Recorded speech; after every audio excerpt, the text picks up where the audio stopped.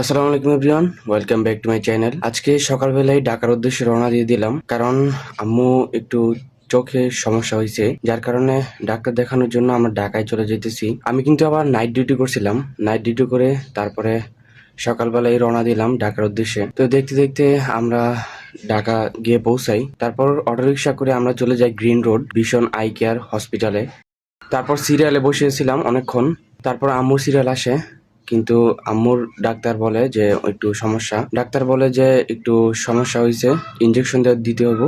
তারপর বিকাল 3টার দিকে ইঞ্জেকশন দেওয়ার জন্য অপারেশন থিয়েটারে নেওয়া হয়। তারপর আধা ঘন্টার মধ্যেই সব কার্যক্রম শেষ হয়। তারপর আমরা দুপুরের খাবার খাইলাম একসাথে সবাই। খাবার খেয়ে আবার বাসার উদ্দেশ্যে রওনা দিলাম।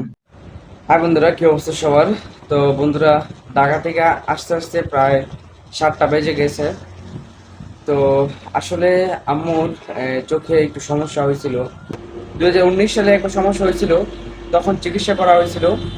এর পরবর্তীতে আবার 2024 সালেও আবার সমস্যা দেখা দেয়, তারপরে আবার চিকিৎসা করা হয়েছে। তো এবারও আবার সেম সমস্যা হয়েছে। তো যার কারণে আজকেও এই ইঞ্জেকশন দিয়ে আসছি। আর আজকে তেমন ভিডিও করতে পারিনি, ওইখানে হাসপাতালে একটু নিয়ে ঝামেলার মধ্যে ছিলাম। আম্মুর অপারেশন হয়েছে, মানে চোখের মনির মধ্যে ইঞ্জেকশন দিছে আর কি। তো সবাই দোয়া করবেন যেন আমার আম্মু অতি শীঘ্রই সুস্থ হয়ে যায়। আসলে আম্মু অসুস্থ থাকলে ভালো লাগে না। তো ভাবতেছি ভিডিওটা শেষ করি। তো আসলে আজকে আমি কিন্তু আসলে সকালে ঘুমাইতে পারিনি, সকালে নাইট করে ঘুমাই নেই। সকালে নাইট করে গিয়ে ঢাকায় গেছি, ঢাকা থেকে আস্তে আস্তে প্রায় 7টা বেজে গেছে। তো আজকে আবার নাইটে চলে আসলাম, নাইট ডিউটিতে। তা হয়তো কালকে ঘুমাবো, কালকে সকালে গিয়ে।